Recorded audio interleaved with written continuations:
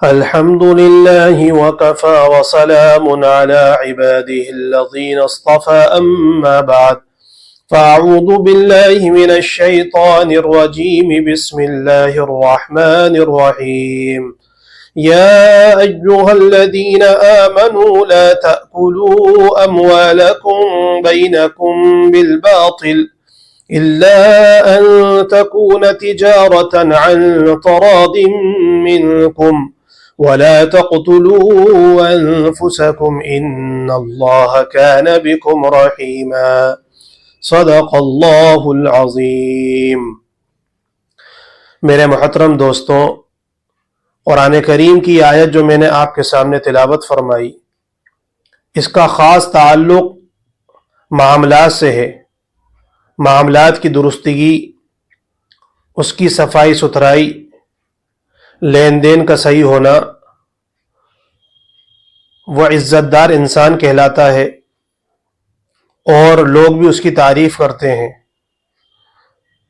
اور اگر اس کے برعکس ہے، اگر کوئی مسلمان صرف اپنی عبادت تک محدود ہے، نمازیں بھی پڑھ رہا ہے، حج بھی ہو رہے ہیں، روزے بھی رکھتا ہے، زکوٰۃ بھی دے رہا ہے اور عمرے بھی کر رہا ہے، وظائف اوراد بھی ہو رہے ہیں، لیکن دین کا سب سے اہم رکن اور سب سے اہم حصہ جو لین دین کا ہے، اس کے اندر کوتاہی برتتا ہے،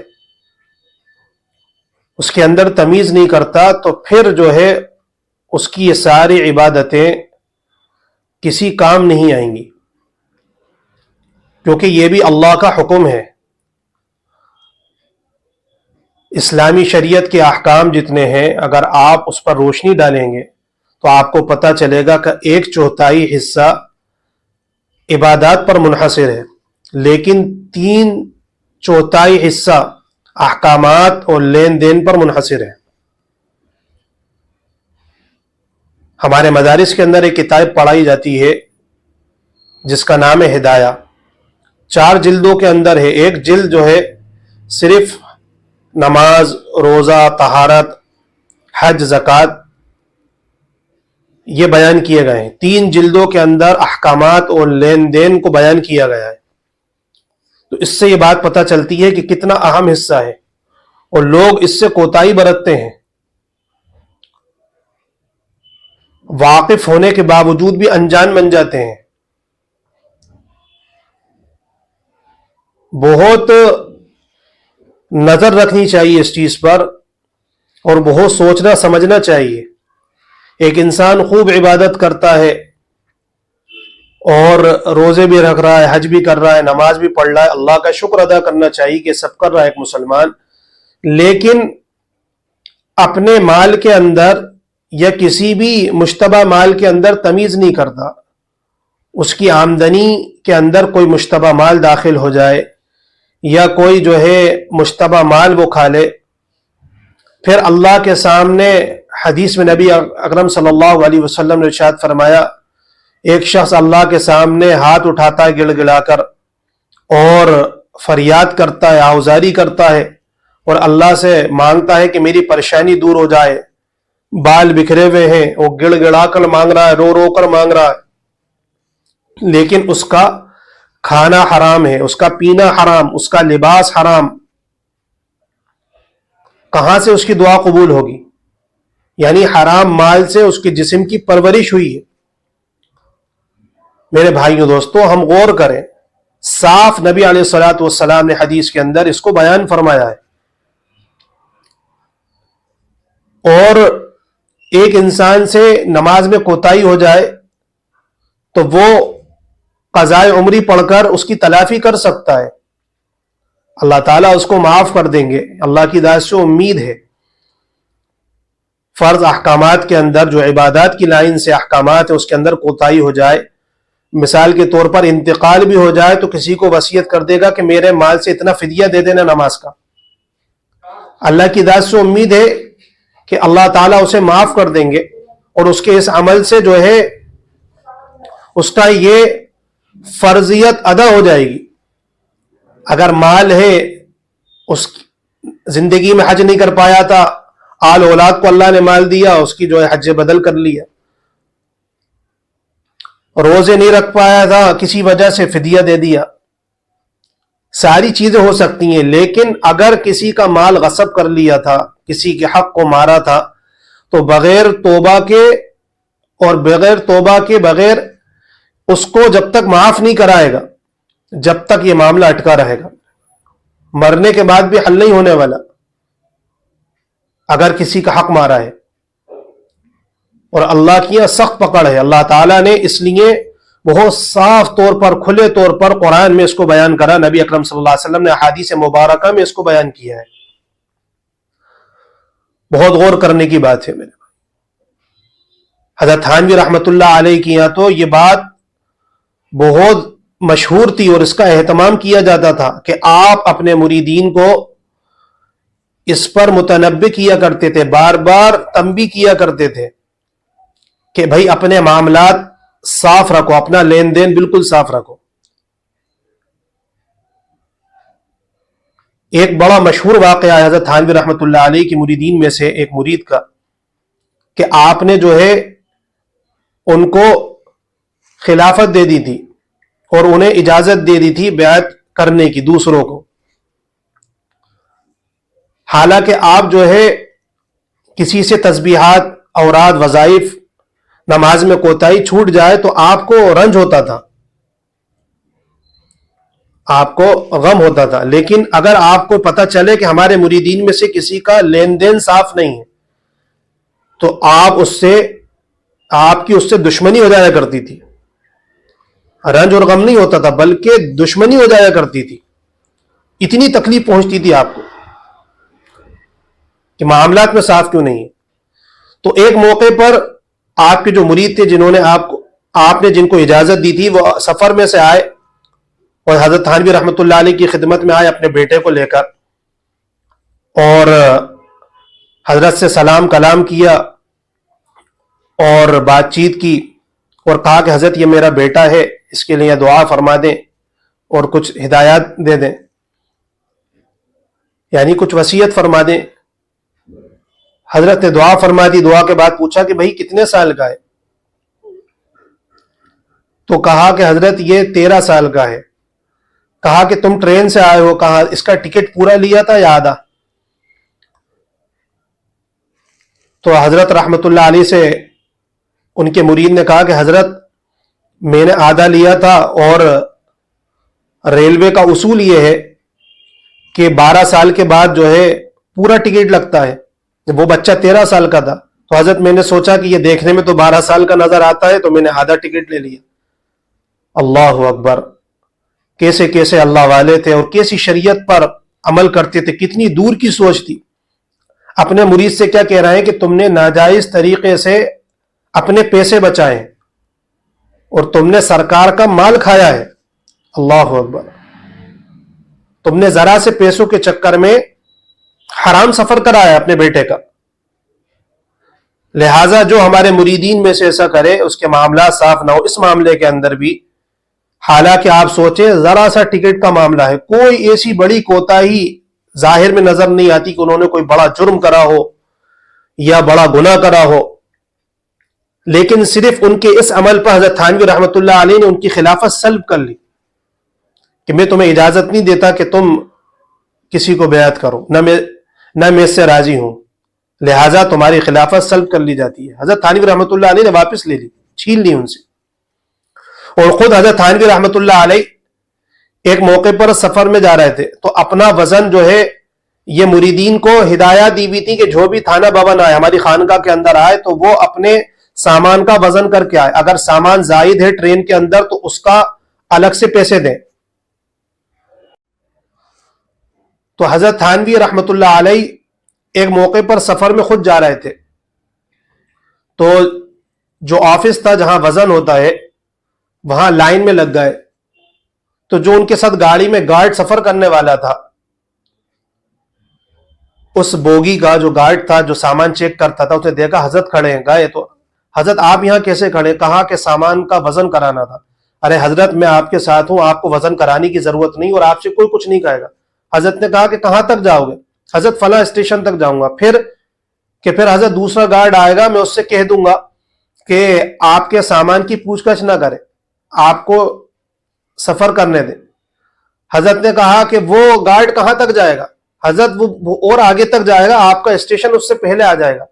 تو حضرت نے کہا کہ کیا وہ میرے ساتھ جو ہے قبر تک جائے گا, آخرت تک جائے گا؟ میرا سفر وہاں تک ہے. اللہ اکبر. میرے بھائیو دوستوں, ہم غور کریں کتنی گہری بات ہے. تو حضرت تھانوی رحمۃ اللہ علیہ فرماتے ہیں کہ میں نے اس سے کہا کہ کیا وہ میرا قبر کے اندر بھی ساتھ دے گا؟ وہاں مجھ سے سوال کر لیا آخرت کے اندر کہ تم نے ناجائز طریقے سے سفر کرا تھا اور ناجائز طریقے سے اپنا سامان لے گئے تھے. سرکار کی طرف سے, حکومت کی طرف سے یہ منع تھا کہ جتنا سامان کا وزن ہے اتنا ہی لے کے جاؤ, لیکن تم جو ہے اس سے زائد لے کر گئے اور بنا پیسوں کے لے گئے. کیا میرے ساتھ وہاں تک جاؤ گے؟ اور آج تو کیسے لوگ اچھی ہماری خواص بھی جو اس دین کو جانتے ہیں, اس پر عمل کرتے ہیں, ان چیزوں میں غفلت اور کوتاہی برتتے ہیں اور کئی کام جگاڑوں سے کرا لیتے ہیں. مجھے اور آپ کو سوچنا چاہیے میرے بھائیوں, ہمارے اکابرین نے کیسے شریعت اور سنت کو پابند بنایا تھا اور اس پر عمل کرا تھا, کر کے دکھایا تھا. آپ کے استاد محترم حضرت مولانا یعقوب صاحب نانوتوی رحمۃ اللہ علیہ, حضرت تھانوی کے ایک موقع پر ایک دعوت میں گئے اور دعوت کھا کے آ گئے, تو انہیں یہ پتہ چل گیا کہ وہ کھانا مشکوک تھا, یعنی مشتبہ مال کا کھانا ہوگا, دعوت تھی ایسے لوگوں کی. تو حضرت کے استاد خود یعقوب صاحب رحمۃ اللہ فرماتے ہیں کہ کئی مہینوں تک میں نے اس کے اثرات دیکھے اپنے اندر اور میرا گناہ کرنے کو دل چاہنے لگا. آج جتنے گناہ لوگ کر رہے ہیں, العیاذ باللہ حرام کام کر رہے ہیں, تو کہیں نہ کہیں میرے بھائیوں دوستوں یہ مشتبہ مال ہے جس کی وجہ سے یہ گناہ ہوتے ہیں, اور اس کی ملاوٹ ہے, اس کی آمیزش ہے جو ملا دی گئی. آپ ظاہر کے اندر تو سب یہ سوچتے ہیں کہ نہیں بھیا اللہ نہ کرے ہم نہ شراب پیتے ہیں, نہ جوئے سٹے کے ذریعے سے کماتے ہیں, نہ کوئی سود اور رشوت ہے. ظاہر میں تو یہ مال حرام آمدنی کے مال ہیں, لیکن بہت سی چیزیں ایسی ہیں جس کے اندر ہمیں باریکی سے نظر رکھنا چاہیے اور اس کی ملاوٹ ہو جاتی ہے. اور روایت میں آتا ہے کہ مشتبہ مال کی ملاوٹ سے حرام مال ذرا سا حلال مال کے اندر داخل ہو جائے, وہ حلال مال کو بھی تباہ اور برباد کر دیتا ہے. تو میرے بھائیوں دوستو, ہم غور کریں کہ ہماری عبادتیں پھر کہاں سے قبول ہوں گی, ہم کہاں سے جو ہے اللہ کو راضی کریں گے. ایسا معاملہ میرے بھائیوں دوستو. اللہ اکبر. ایک موقع پر مفتی شفیع رحمۃ اللہ علیہ, مفتی شفیع صاحب رحمۃ اللہ علیہ, حضرت مفتی تقی عثمانی صاحب کے والد صاحب بیمار تھے. جب ان کی کوئی عیادت کرنے آتا یا کوئی ملنے آتا,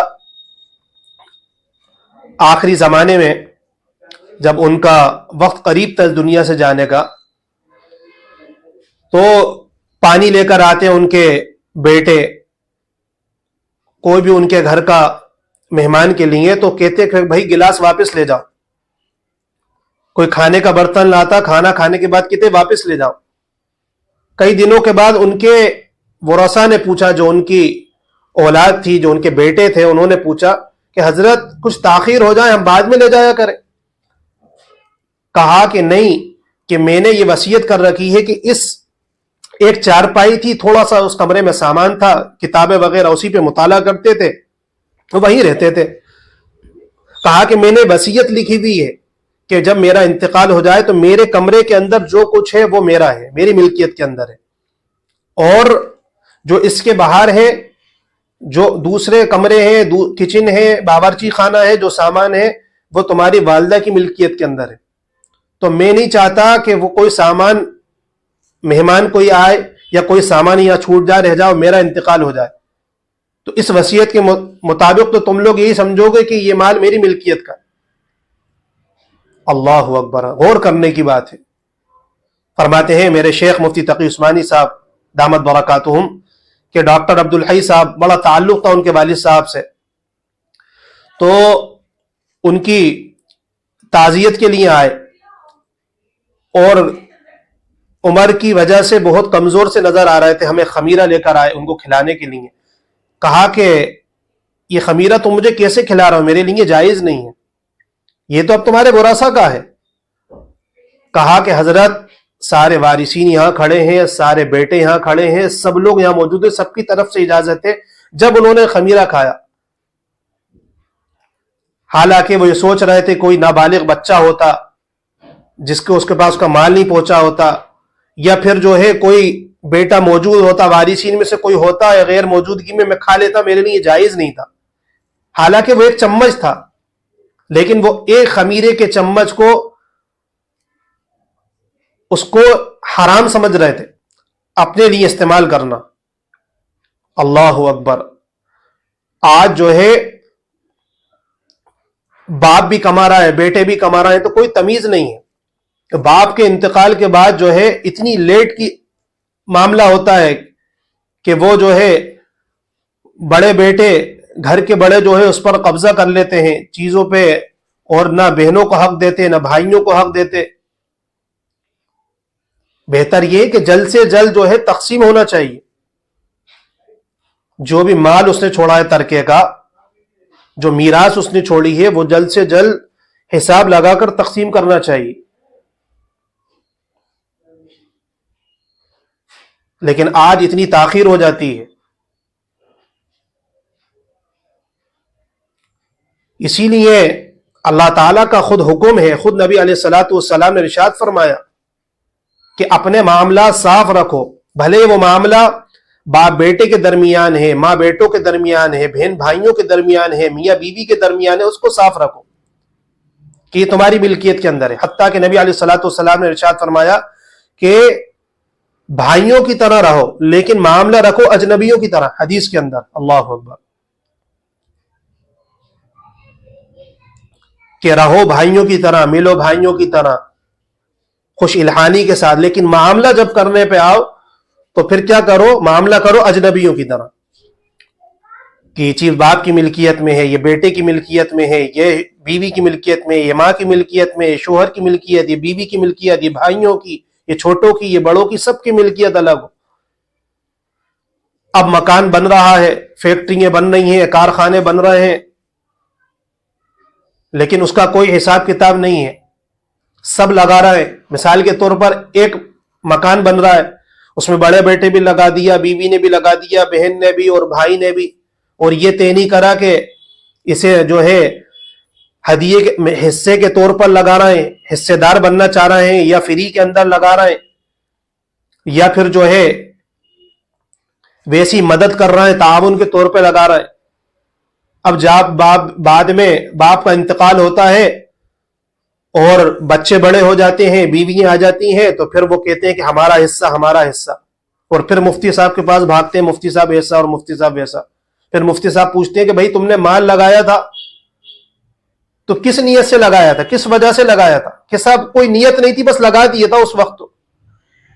اب وہ کہہ رہا ہے کہ اتنا حصہ میرا، وہ کہہ رہا ہے اتنا حصہ میرا، وہ کہہ رہا ہے نہیں اس سے زیادہ میرا، اس سے کم میرا، اس میں لڑائی جھگڑے چلتے رہتے۔ نہیں، باقاعدہ اگر کسی کو قرض کے طور پر آپ کو رقم دینا ہے، بھلے وہ گھر کے اندر لین دین ہو، تو اس کو بھی لکھو آپ،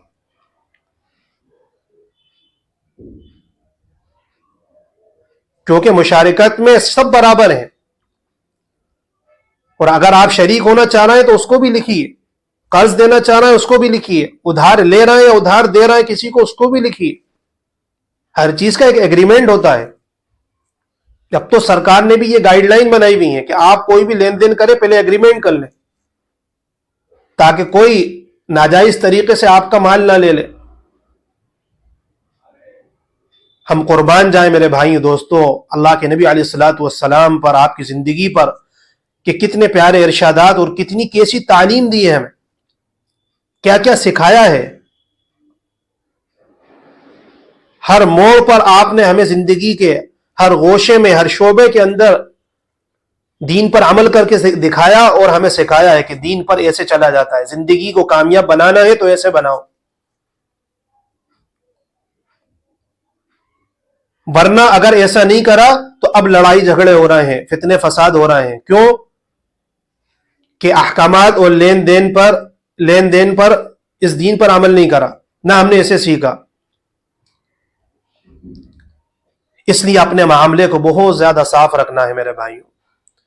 اللہ کے نبی علیہ الصلاۃ والسلام سے یہ بات ملتی ہے کہ جب آپ ہجرت کر کے مدینہ منورہ تشریف لے گئے تو وہاں مسجد نہیں تھی. سب سے پہلے آپ کو مسجد بنانا تھی. اس کے لیے مشورہ ہوا تو آپ کو بنو نجار کے لوگوں کی زمین پسند آئی. پوچھا گیا کس کی؟ کہ فلاں قبیلے کی ہے، بنو نجار کے قبیلے کی ہے. اس میں 2 بچے تھے، ان کی وہ زمین، ایک روایت میں آتا ہے 2 بچوں کی زمین تھی اور ایک روایت میں بنو نجار کی تھی، یعنی وہ بچے بھی اسی قبیلے میں سے ہوں گے. تو وہ مفت میں پیش کرنا چاہ رہے تھے اور خوشی سعادت کی بات تھی. وہ اس کو خوشی سمجھ رہے تھے کہ ہم جو ہے اللہ کے نبی علیہ الصلاۃ والسلام کو یہ مسجد جو ہے مفت میں دے دیں اور یہاں مسجد کی تعمیر ہو. لیکن اللہ کے نبی علیہ الصلاۃ والسلام نے اسے گوارا اور پسند نہیں کرا.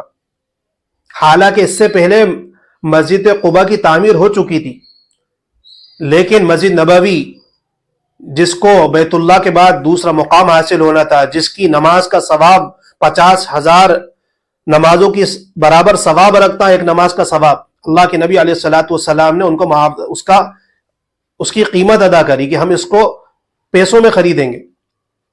اور آپ نے اس جگہ کی قیمت ادا کری پوری امت کو، تاکہ یہ پیغام ملے کہ ایسا نہیں کہ پوری دنیا میں لوگ سمجھنے لگے کہ بھائی مسجد کی جگہ اگر پسند آ گئی محلوں میں، شہروں میں، دیہاتوں میں، گاؤں میں، کہ بس کہ یہی مسجد بنے. اب جس کی زمین ہے، کسی کی ملکیت کے اندر ہے وہ زمین، تو اب ہم اسلام اور شریعت ہمیں یہ سکھاتی ہے کہ اب اس پہ بوجھ نہیں ڈالا جائے کہ اس کا دل تو نہیں چاہ رہا لیکن پھر بھی وہ دے رہا ہے مسجد کے لیے. ایسا نہیں کہ اتنا، یہ تو مسجد کا معاملہ ہے. محدثین نے اس حدیث سے، علماء نے جو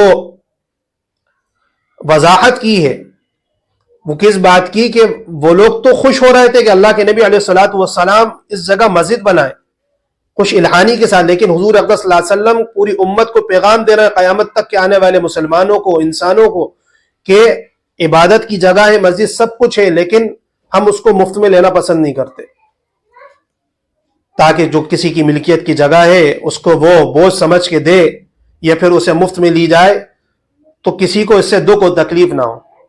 اگر وہ اس بات پہ راضی ہے تو اس کو رقم دی جائے اور پھر وہ اپنا کہیں بھی بنائے، پھر مسجد کی تعمیر شروع کرے. حضور اقدس صلی اللہ علیہ وسلم نے جو ہے پیسے دے کر مسجد کی تعمیر کری، وہ جگہ زمین خریدی اور پھر اس تعمیرات میں تمام صحابہ نے حصہ لیا. یہاں تک کہ اللہ کے نبی علیہ الصلاۃ والسلام نے منع فرمایا، حتیٰ کہ حرام و ناجائز قرار دیا اس بات کو کہ باپ کی کوئی ملکیت کی چیز ہے اور بیٹا اسے لے لے اور باپ اس سے ناراض ہو، بیوی اپنے شوہر سے ناراض ہو، شوہر کی کوئی چیز ہے بیوی اسے لے لے، بغیر مرضی کے لے لے. یہ تو گھر کا معاملہ ہے. پھر یہ کیسے ہوگا کہ دوست کی چیز لے لے، مرید شیخ کی چیز لے لے، طلبہ اساتذہ کی چیزیں لے لے، کہ جس کے لینے سے انہیں تکلیف ہو، ان کو رنج ہو، ان کا دل اس بات سے راضی نہ ہو، تو آپ بغیر پوچھے کسی چیز کی کوئی بھی چیز استعمال نہیں کر سکتے. کوئی گاڑی ہے، کوئی بھی چھوٹی موٹی چیز، گاڑی ہے، کوئی کپڑے ہیں، کوئی لین دین کا سامان ہے، چھوٹی سے لے کے بڑی چیز تک، اگر کسی سامنے والے کو تکلیف ہے، وہ چیز اس کی ملکیت کے اندر ہے تو آپ کے لیے جائز نہیں ہے کہ آپ اس کو استعمال کریں. ہاں اگر وہ اجازت دے تو آپ استعمال کر سکتے ہیں، اور اگر اس چیز سے وہ خوش ہوتا ہے کہ یہ اللہ والے ہیں یا علماء کرام ہیں، اگر یہ خود کہیں گے یا پھر نہیں بھی کہیں میری چیز استعمال کر رہے تو مجھے اس سے خوشی ہوگی، تو وہاں علماء لکھتے ہیں کہ چیز جائز ہے، ورنہ ناجائز ہے. کہ جس کی ملکیت کی چیز ہے آپ اس سے بغیر پوچھے استعمال کریں اور اس کو تکلیف ہو، یہ ناجائز ہے. اگر وہ خوش ہوتا اور اجازت دے دے تو پھر آپ کے لیے جائز ہے. میرے بھائیوں دوستو، یہ معاملہ اللہ کے نبی علیہ الصلاۃ والسلام اپنی ازواج مطہرات حالانکہ حضور اقدس صلی اللہ علیہ وسلم ازواج مطہرات دنیا کی چیزوں سے بہت آگے تھی اور آخرت کی فکر رکھتی تھی، اور ان کے اندر کوئی حرص نہیں تھی دنیا کی چیزوں کی، نہ مال کی، درہم کی، دینار کی، کوئی حرص نہیں تھی. لیکن آپ علیہ الصلوۃ والسلام پورے سال کا نفقہ انہیں دے دیا کرتے تھے. سیرت میں یہ بات ملتی ہے، پورے سال کا نفقہ، کہ بیویوں کا جو نفقہ ہوتا ہے، خرچہ ہوتا ہے، وہ انہیں پورے سال کا پہلے ادا کر دیا کرتے تھے کہ جو چاہے تم کرو. اس کے باوجود وہ تو حضور اقدس صلی اللہ علیہ وسلم کی نکاح کے اندر تھی، امہات المومنین ہے، پوری امت کی مائیں ہیں، پھر بھی وہ اس میں سے، حالانکہ صدقہ خیرات بھی آتا تھا تو وہ تو سب کچھ بانٹ دیا کرتی تھی. جو حضور اقدس صلی اللہ علیہ وسلم نان نفقہ دیا کرتے تھے اس میں سے بھی دے دیا کرتی تھی، صرف اپنی ضرورت کا رکھا کرتی تھی. زیادہ سے زیادہ اس میں سے بھی اللہ کے راستے میں صدقہ کیا کرتی تھی، خرچ کر دیا کرتی تھی. اللہ اکبر. جبکہ اللہ کے نبی علیہ الصلوۃ والسلام کو اللہ تعالیٰ نے اجازت دی تھی کہ آپ کے لیے ضروری نہیں کہ آپ تمام ازواج مطہرات کے ساتھ، تمام بیویوں کے ساتھ عدل و انصاف کریں.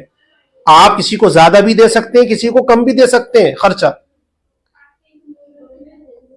لیکن اللہ کے نبی علیہ الصلوۃ والسلام کو یہ بات، آپ نے اس پر عمل نہیں کرا بلکہ اس سے آگے کر کے دکھایا. آپ نے سب کے ساتھ برابری کا معاملہ کرا اور زیادہ سے زیادہ دیا. ہر ایک کے ساتھ آپ کا معاملہ برابر تھا، حالانکہ اللہ کی طرف سے اجازت دی ہوئی تھی کہ آپ کے لیے ضروری نہیں، یہ دوسروں کے لیے ضروری ہے. امت کے ہر مسلمان کے لیے ضروری ہے کہ اگر اس کی بیوی ہے یا اس سے زائد بیویاں ہیں، 2 ہیں، 3 ہیں یا 4 ہیں، تو انہیں چاہیے کہ تمام بیویوں کے ساتھ عدل و انصاف کا معاملہ کر. حضور اقدس صلی اللہ علیہ وسلم کو اجازت کے باوجود آپ نے جو ہے اس سے ہٹ کر آپ نے وہ عمل ایسا کرا جو سب کے لیے ہے. ایسی تعلیم دی اللہ کے نبی علیہ الصلوۃ والسلام نے. تو میرے بھائیو دوستوں، اپنے معاملات کو صاف رکھنا ہے، اپنے لین دین کو صاف رکھنا ہے، اور مشتبہ مال سے، حرام مال سے بچنا ہے تاکہ ہمارا لین دین بھی درست رہے.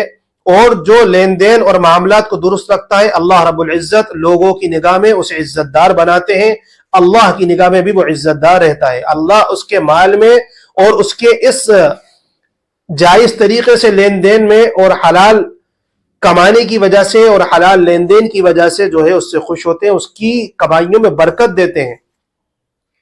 اور اگر ایسا نہیں ہوا میرے بھائیوں دوستوں تو پھر زندگی تو کٹ رہی ہے، لیکن اس زندگی اگر کوئی مشتبہ مال کے ذریعے، کوئی حرام آمدنی اور حرام غذاؤں کے ذریعے عبادتیں ہو رہی ہیں تو عبادتیں کوئی کام نہیں آنے والی. یہ اللہ کا صاف اعلان ہے قرآن حدیث کے اندر، جو میں نے آپ کے سامنے بیان کرا ہے. اور بہت غور کرنے کی بات ہے، ہمارے لین دین سے جو ہے، ہمارے معاملات سے غیر مسلم بھی خوش ہوتے ہیں اگر ہم صاف لین دین رکھتے ہیں، صاف معاملہ رکھتے ہیں. اور اگر ہمارا صاف معاملہ نہیں ہے تو اپنے غیر مسلم بھی ناپسند کرتے ہیں کہ مسلمانوں کو مال نہیں دے رہا ہے، کہ ان کا لین دین صاف نہیں ہے، انہیں مال مت دو.